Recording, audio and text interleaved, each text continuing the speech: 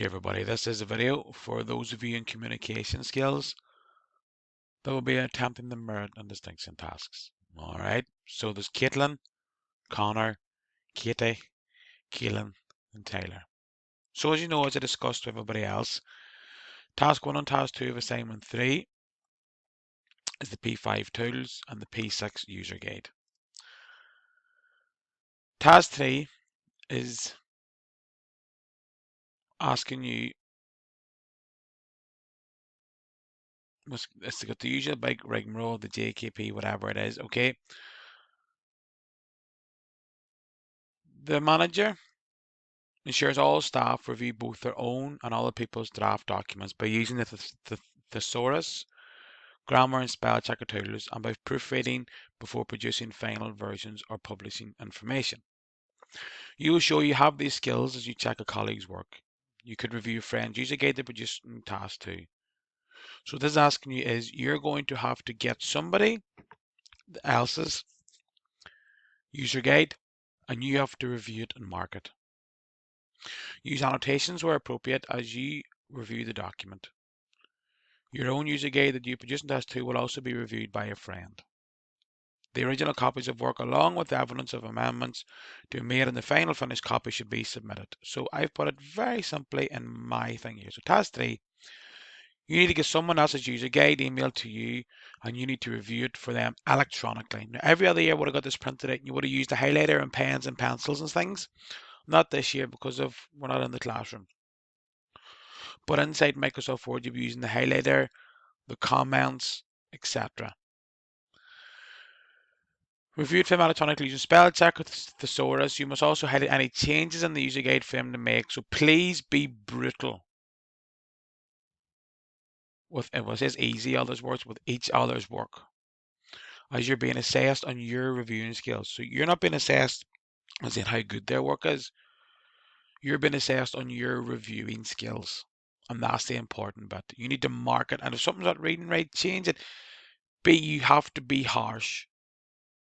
So I'm going to mix it up with Caitlin and Connor. Can you just swap your user guides? So Caitlin mark Connor's and Connor mark Caitlin's. Katie, you mark Tyler's.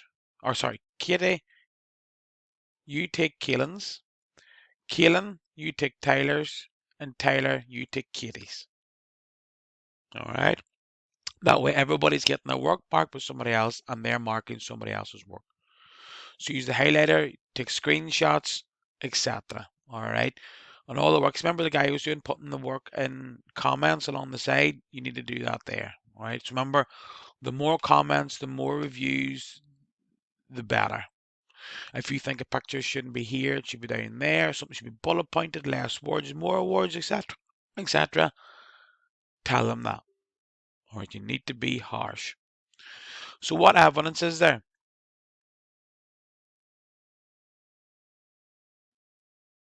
What evidence is there? The evidence is you need to keep the original copy they email you of the user guide. All right. And even, what does it say in here? Even call it draft in your folder. All right. The annotated version that you mark. All right. So the versions you're going to have all written over and highlighted and all, you call it peer review. So draft is the original. Peer review is the one where you've it all marked and drew over. When you have that done, you need to email it back to the person. So you do. All right. You have to email the work back to the person. And they must make the changes. So when you're making the changes of the work that's been sent to you, print screen everything and show every change that you've made. All right. So evidence of the change been made by the original person based on your notes. All right. You will call that document track changes. And then whenever that person's at work done and you have the final version finished, so the track changes is the Word document where you have all the screenshots of everything which you've done and you send it back to the person. All right. And then the final thing is when you're happy with your document, you send it back to that person and it's all nice and finalized, and that person then calls it final. All right. So to recap for this merit, so say for example, I'm just going to say for example, I'm marking Katie's. All right, just so you know. So I'm putting myself in your shoes. So Katie emails me her user guide. I call it draft. I then go in and I mark it. I highlight it. I put comments, etc. And I call that document. Then I call that user guide with all the writing over it peer review. I send the peer review to Katie, and Katie must make the changes which I highlight. After she does every change, she puts a print screen in a separate Word document to show, here, Michael, I'm making these changes you suggested to me. All right. Whenever Katie is totally finished, the document, the brand new and improved user guide is called Final and sends it back to me. And then also the Word document with all the screenshots that she has made all the changes is called Track Changes and email back to me. So really what's happening is for you to get your M2 here, you're submitting somebody else's work. Right? So Connor, you'll be submitting Caitlin's work, and Caitlin, you're submitting Connor's work because it's all based around the reviews and the changes that you have suggested.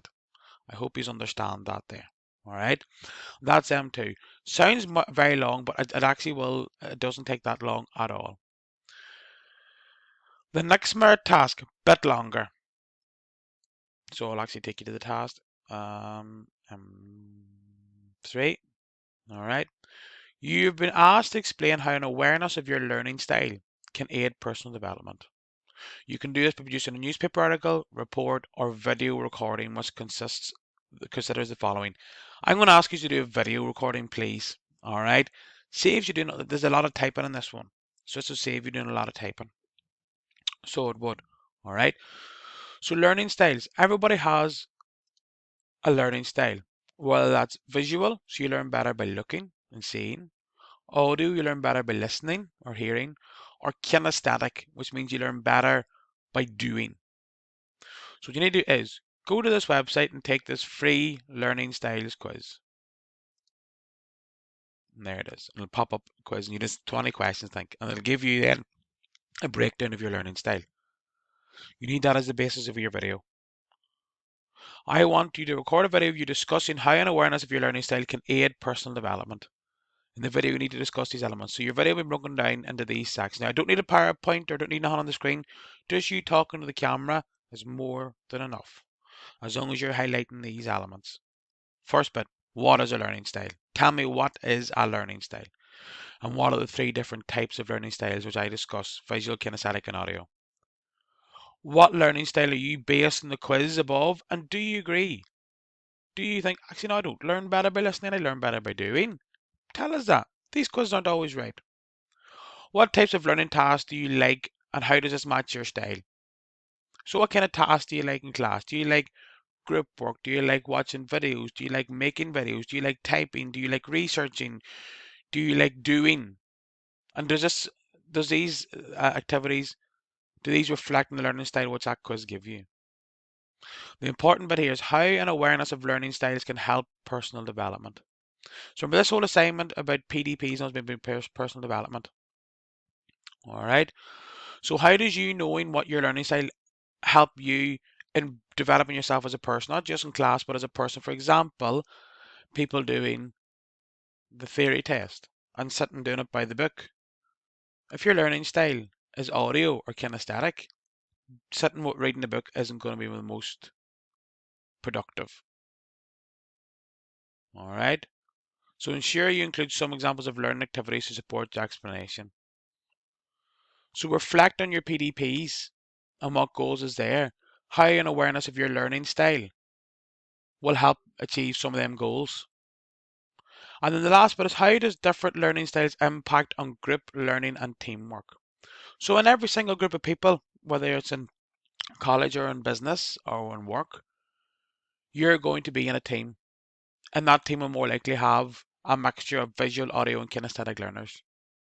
I need you to tell me how will them different learning styles impact on group work in a positive and in a negative way. All right, so you need to do a wee bit of research about that.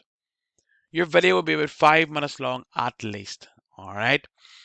As I said, so even the different learning styles, it can help because having a mix, if you had everybody as a kinesthetic learner and a kinesthetic learning style, that's good because everybody's in the same path, but there's no variances or difference. Or else, if you have a mixture of all three different learning styles, how do you make sure everybody in the team is working at the same pace, doing the same thing, being the same productive, etc.? So you need to do a bit of research on that there, right?